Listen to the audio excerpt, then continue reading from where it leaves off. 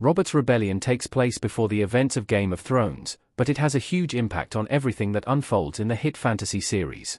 Robert Baratheon isn't around very long in Game of Thrones, but his death sets off a chain of events that leads to war between the Starks and the Lannisters. And this isn't the only time Robert Baratheon causes upheaval in Westeros. The reason he's king in Game of Thrones Season 1 is because he takes the Iron Throne from the Mad King, Aerys II Targaryen, during a civil war dubbed Robert's Rebellion. Robert's Rebellion is referenced throughout the HBO show, as it's the reason Daenerys and her brother grow up exiled in Pentos. It's also why Robert and Cersei reign over Westeros, and it's largely because of characters like Ned and Jaime that their side of the conflict succeeds. But while Game of Thrones touches on this major event, it doesn't go as deeply into it as George R.R. Martin's books. The show's allusions to Robert's Rebellion may leave viewers wondering when it took place and how it played out. How long before Game of Thrones does Robert's Rebellion take place? It starts 16 years before Game of Thrones begins.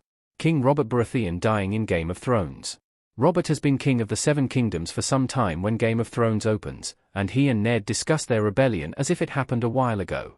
According to Martin's source material, Robert's rebellion begins in 282 AC and lasts about a year.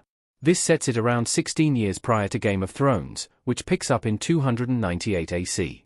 This fits with the characters' ages in the books, as Jon is a baby when Robert takes the throne, and Daenerys is born shortly after. They're both in their early teens when the main story begins. The show's timeline may be slightly off, as characters like Jon and Daenerys are aged up in HBO's adaptation. Still, given that Jon is born around the time Robert takes the Iron Throne, and he's 16 when the TV series kicks off, we can assume there are about 17 years between the beginning of Robert's Rebellion and the start of Season 1. After all, Jon is born at the very end of the uprising. What caused Robert's Rebellion? Robert believed Lyanna Stark was kidnapped by Rhaegar Targaryen. Lyanna Stark and Rhaegar Targaryen in Game of Thrones. Robert's Rebellion is caused by the alleged kidnapping of Lyanna Stark, to whom Robert Baratheon is betrothed. While it's later revealed that Lyanna went with Rhaegar willingly, the great houses of Westeros believe he abducted her. Brandon Stark attempts to kill Rhaegar and retrieve her, which results in both himself and Ned's father, Rickard, being killed by King Aerys II.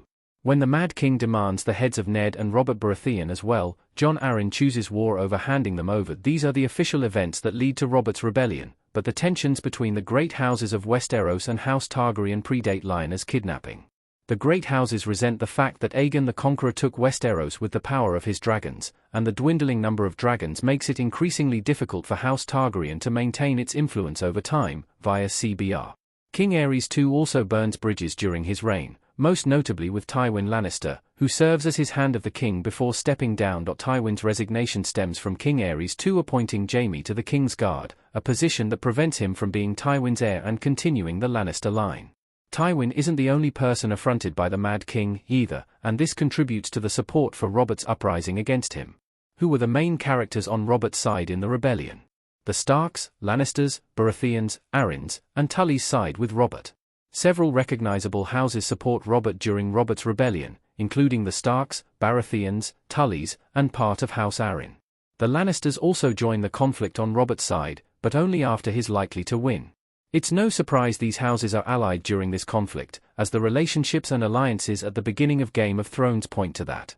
The Lannisters and Baratheons reign over the kingdom together, and Robert chooses Jon Arryn, then Ned, to be his hand of the king. Game of Thrones also mentions Jaime's role in Robert's rebellion many times, as betraying and killing King Aerys II earns him the nickname Kingslayer. We know Tywin and Ned back Robert's claim to the Iron Throne, and Jon Arryn is obviously the one who declares war. There are a few noteworthy characters who remain loyal to the Targaryens during this conflict, though. Who were the main characters on the Mad King's side in the rebellion? The Tyrells, Tarlys, and Martells remain loyal to House Targaryen.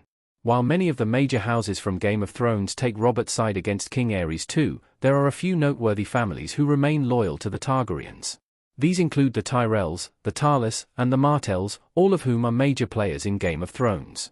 Mace Tyrell fights for the Mad King, and he prides himself as being responsible for Robert's defeat at the Battle of Ashford, though it's later suggested that Randyll Tarly has more to do with this than Mace. The Martell's loyalty to the Mad King makes sense given that Princess Elia is Rhaegar's wife and residing at the Red Keep at the time of the uprising.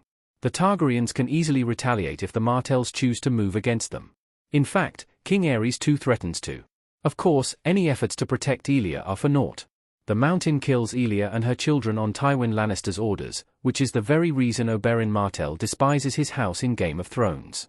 The biggest battles and events of Robert's Rebellion. The taking of Gulltown, Battle of the Trident, and sack of King's Landing are pivotal. Renly and Robert Baratheon on a hunt in Game of Thrones. There are numerous battles that take place during Robert's Rebellion, but only the biggest get attention. These include the taking of Gulltown, the battles at Summerhall, the Battle of Ashford, the Battle of the Bells, the Battle of the Trident, the battle at the Marndale, and the sack of King's Landing, via a wiki of ice and fire. The taking of Gulltown kicks off the war in the Vale of Arryn, while the sack of King's Landing is the final fight during which Jaime kills King Aerys II Targaryen.